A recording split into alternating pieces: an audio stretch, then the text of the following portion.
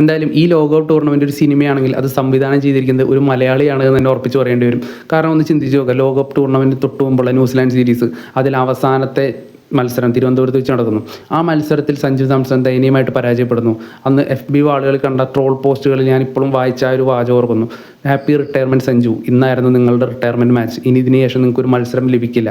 കാരണം ഇഷാൻ കിഷാൻ സെഞ്ചുറി അടിച്ചു കഴിഞ്ഞു, അഭിഷേക് ശർമ്മ വൻ ഫോമിലാണ്, ഇനി ഓപ്പണിംഗ് സ്ലോട്ടിൽ തങ്ങൾക്ക് കാര്യമായ റോൾ ഇനി ചെയ്യാനില്ല, വേൾഡ് കപ്പിൽ ബെഞ്ചിരുന്ന് തീർക്കാം, അതിനുശേഷം വരുന്ന ടീമിൽ താൻ ഉണ്ടാവില്ല എന്ന നിലയിൽ ഒരുപാട് പോസ്റ്റുകൾ കണ്ടതായിട്ട് ഓർക്കുന്നു. മത്സരത്തിലെ ഒരു ബ്രില്യൻ സ്പെല്ല്, 4 ഓവറിൽ 15 റൺസ് മാത്രം വഴങ്ങി 4 വിക്കറ്റുകളെടുത്ത ബുംറയാണ് മത്സരത്തിലെ പ്ലെയർ ഓഫ് ദ മാച്ചായിട്ട് തിരഞ്ഞെടുക്കപ്പെട്ടിരിക്കുന്നത്.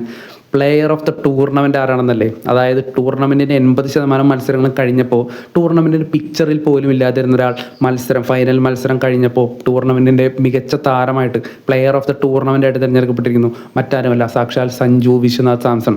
അതെ, ഈ T20 വേൾഡ് കപ്പിൻ്റെ പ്ലെയർ ഓഫ് ദ ടൂർണമെൻറ്റായിട്ട് തിരഞ്ഞെടുക്കപ്പെട്ടിരിക്കുന്നത് ഒരു മലയാളിയാണ്. അത്ഭുതം എന്ന് തന്നെ വിശേഷിപ്പിക്കാം.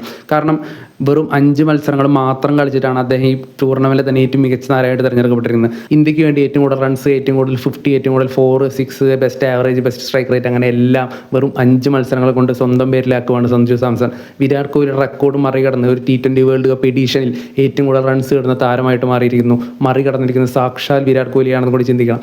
എന്തായാലും ഈ വേൾഡ് കപ്പ് ടൂർണമെൻറ്റിൽ ആദ്യത്തെ കുറച്ച് മത്സരങ്ങൾ പുറത്തിരുന്ന താരം ടൂർണമെൻറ്റ് കഴിയുമ്പോൾ ആ എൻ്റയർ ടൂർണമെൻറ്റ് തന്നെ തൻ്റെ പേരിലാക്കി മാറ്റുന്ന അത്യപൂർവമായ കാഴ്ച ലോകത്ത് ഒരു സ്പോർട്സ് മത്സരത്തിൽ അല്ലെങ്കിൽ ഒരു സ്പോർട്സ് ടൂർണമെൻറ്റിൽ ഇത്തരത്തിലൊരു അത്ഭുതം സംഭവിച്ചിട്ടുണ്ടോ എന്ന് അറിയാൻ പാടില്ല.